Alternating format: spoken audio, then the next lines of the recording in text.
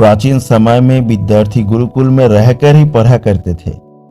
बच्चों को शिक्षा ग्रहण करने के लिए गुरुकुल में भेजा जाता था।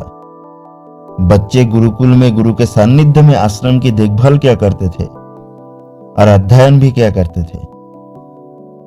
भरद्वाज को भी सभी की तरह गुरुकुल में भेज दिया गया।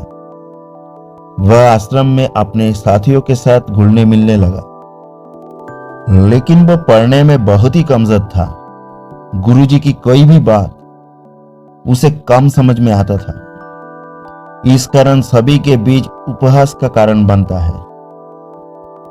उसके सारे साथी अलग कक्षा में चले गए, लेकिन वो आगे नहीं बढ़ पाया। गुरुजी ने भी आखिर हार मानकर उसे बोला, बेटा भरद्वाज, मैंने सारे प्रयास करके देख लिए हैं। अब यही उचित होगा कि तुम यहां अपना समय बर्बाद मत करो। अपने घर चले जाओ और घर वालों की काम में मदद करो। भरद्वाज ने भी सोचा कि शायद विद्या मेरी किस्मत में नहीं है, और भारी मन से गुरुकुल से घर के लिए निकल गया। दोपहर का वक्त था।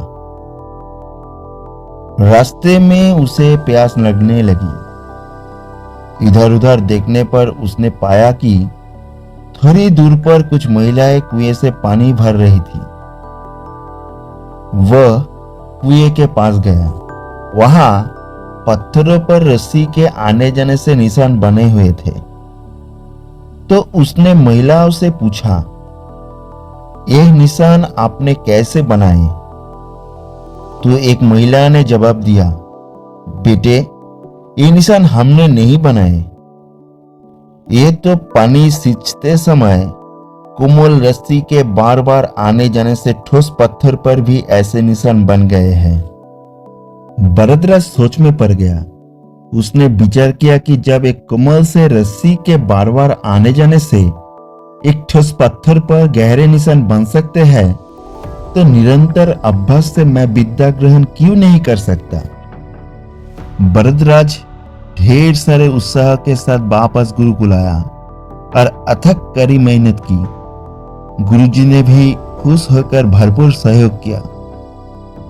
कुछ ही सालों बाद यही मंदबुद्धि बालक भरद्वाज आगे चलकर संस्कृत व्याकरण का महान विद्वान बना, जिसने लघु सिद्धांत कौमुदी, मध्य सिद्धांत कौमुदी, सार सिद्धांत कौमुदी, गर्भानुपद मंजूरी की रचना की।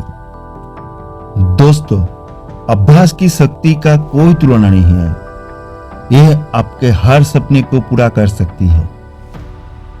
अभ्यास बहुत जरूरी है, चाहे वो खेल में हो, पढ़ाई में हो या किसी और चीज में। बिना अभ्यास के आप सफल नहीं हो सकते। अगर आप बिना अभ्यास के केवल किस्मत के भरोसे बैठे रहेंगे, तो आखिर में आपको पछतावे के अलावा कुछ नहीं मिलेगा। इसलिए अभ्यास के साथ धैर्य, परिश्रम और लगन बहुत जरूरी है।